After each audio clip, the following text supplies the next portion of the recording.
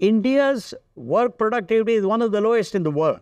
इसलिए मेरी रिक्वेस्ट है कि हमारे यंगस्टर्स कहें कि मैं एक हफ्ते में 70 घंटे काम करना चाहता हूँ। I work 20 hours a day, 7 days a week. Wow. So 140 hours. भाई साहब कुछ ज्यादा नहीं हो गया ये? मतलब कुछ भी। नमस्कार दोस्तों, क्या एक ऑफिस जॉब में हद से ज्यादा काम करना, ऑफिस का टॉक्सिक वर्क कल्चर किसी की जान ले सकता है? इसका जीता जागता उदाहरण हमें कुछ दिन पहले देखने को मिला। 26 साल की चार्टर्ड अकाउंटेंट एना सेबेस्टियन पेरियल पुणे में अर्नस्ट एंड यंग ग्लोबल के मेंबर फर्म के साथ काम कर रही थी। इनकी मां अनीता ऑगस्टिन ने ईवाई इंडिया के चेयरमैन को एक चिट्ठी लिखी जिसमें उन्होंने बताया इनकी बेटी को वर्क प्लेस पर इतना ज्यादा काम दिया गया कि वो फिजिकली, मेंटली और इमोशनली टूट गई। वो इतनी ओवर स्ट्रेस्ड हुए, इतना ज्यादा रात में जगना पड़ा कि इसकी वजह से उनकी मृत्यु हुई।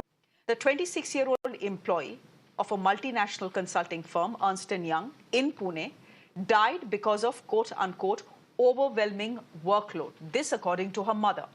क्योंकि बात पता है क्या है दोस्तों, ये कोई आइसोलेटेड केस नहीं था।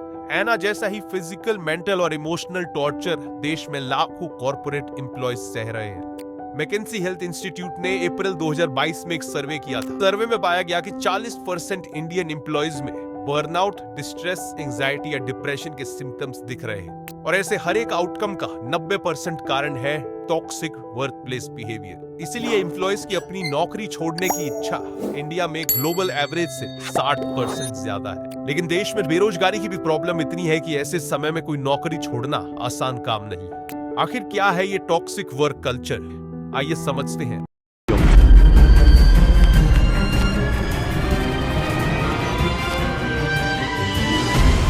कुछ लोगों को मिसअंडरस्टैंडिंग है कि एना सेबेस्टियन वाला केस एक आत्महत्या का केस है, लेकिन ऐसा है नहीं। इंडियन एक्सप्रेस से बात करते हुए एना के पेरेंट्स ने बताया कि 20 जुलाई की शाम को एना दफ्तर से लौटते हुए घर देर से पहुंची थी और अचानक से घर पहुंचने के बाद वो कोलैप्स हो गई। उन्हें हॉस्पिटल ले जाया गया तो हॉस्पिटल में डॉक्टर्स ने उन्हें डेड और अराइवल डिक्लेयर कर दिया, यानी कि अस्पताल पहुंचने से पहले ही उनकी मृत्यु हो गई थी।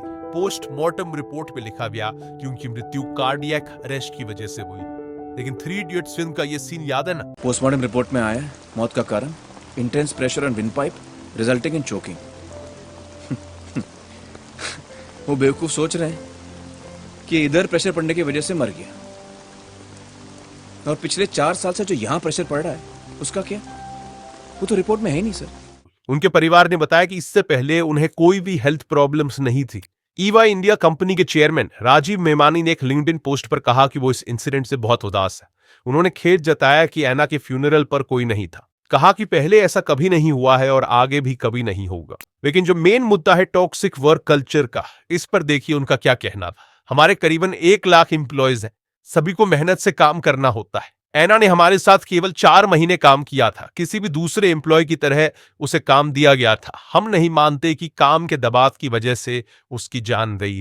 कांग्रेस नेता राहुल गांधी ने वीडियो कॉल में बात की अना की मां से। Only in India, they say that we have received freedom in 1947, but our children are still working like slaves. Even now they are working like slaves. Children who study so hard to reach where they are, they put through so much slavery. Why is it happening in our country like this? Why are our children made to suffer like this? Rahul Gandhi ने कहा कि उन्होंने इस मामले को संसद में उठाएंगे।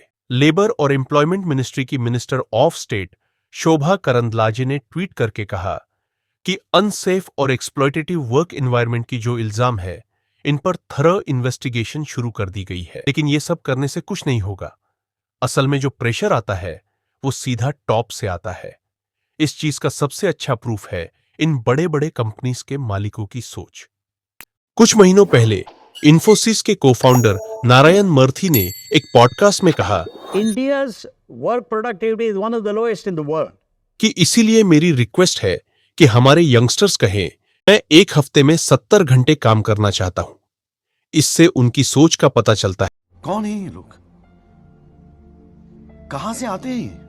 नारायण मूर्ति की इस सेंसलेस बातों को ओला के सीईओ ने भी सपोर्ट किया। जब उन्हें पूछा गया कि वो कितना काम करते हैं, तो देखिए उनका क्या जवाब था। I work 20 hours a day, 7 days a week. Wow. So 140 hours. You are Sudha Murthy's dream, yeah? Narayan Murthy's dream. यार। कैसे कैसे लोग रहते हैं यार यहाँ पर। साला तुमको पागल कुत्ते का गाड़ी उठा के ले जाएगा बता रहे हैं हम। दुनिया में लोगों को हर रात 7 से 9 घंटे की नींद चाहिए उसे हेल्दी रहने के लिए, और इधर भविष्य जी एक दिन में 20 घंटे काम करते हैं, तो बाकी बचे 4 घंटे में सब कुछ हो जाता है। भाई साहब कुछ ज्यादा नहीं हो गया ये? मतलब कुछ भी। अगर मान लिया हो भी जाता है तो ये पॉडकास्ट का टाइम कहां से निकाल लिया। ये कंपनी एक कर्मचारी पर इतना बोझ डालने की बजाय एक और इंसान को नौकरी क्यों नहीं दे देती? ऐसा करने से देश में बेरोजगारी भी कम होगी। इन सभी कंपनियों के सीईओ से मैं कहना चाहता हूं कि आप लोग अपने एक कर्मचारी का काम सिर्फ 1 महीना करके देखो, तब आपको पता चलेगा कि टॉक्सिक वर्क कल्चर क्या होता है। अब आना सेबास्टियन वाले टॉपिक पर वापस चलते हैं। आना की मां ने एक चिट्ठी लिखी EY चेयरमैन राजीव मेमानी को, जिसमें उन्होंने अपनी बेटी की पूरी कहानी बताई। उन्होंने बताया कि आना को कैसे वर्क प्रेशर दिया जाता था और कैसे उसके साथ बिहेवियर किया जाता था। उसे काम के लिए रात रात भर जागना पड़ता था। वह बहुत थकी रहती थी, लेकिन फिर भी अपना काम पूरा करती थी। आना के फ्यूनरल पर कंपनी से कोई भी नहीं आया, और उसके बाद आना की मां ने कंपनी के मैनेजर से बात करने की कोशिश की, लेकिन कोई जवाब नहीं मिला। उन्होंने ये भी कहा, मुझे उम्मीद है कि मेरी बेटी का अनुभव सचमुच बदलाव लाएगा, ताकि किसी और परिवार को दुख न सहना पड़े। मेरी आना अब नहीं है, लेकिन उसकी कहानी कुछ बदलाव ला सकती है। आना की मां को मेरा सलाम। उन्होंने अपनी बेटी को खो दिया, लेकिन फिर भी दूसरों के लिए कंसर्न दिखाया। उन्होंने टॉक्सिक वर्क कल्चर को आईना दिखाने का साहस किया।